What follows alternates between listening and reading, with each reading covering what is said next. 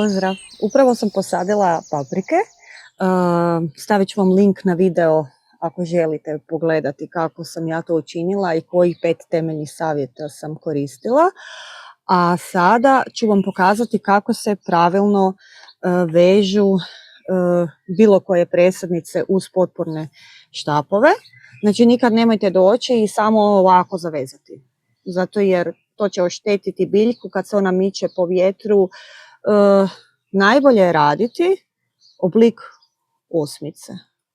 Znači u ovaj jedan dio ide štap, pa ide ovaj pregib i ovaj drugi dio ide biljka. Evo ga.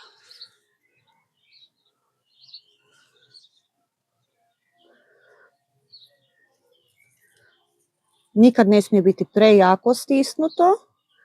Biljka mora imati prostora se micati, ali ako vežete ovako u obliku osmice, tada će ona se moći micati lagano na vjetru, no neće dolaziti do prijeloma.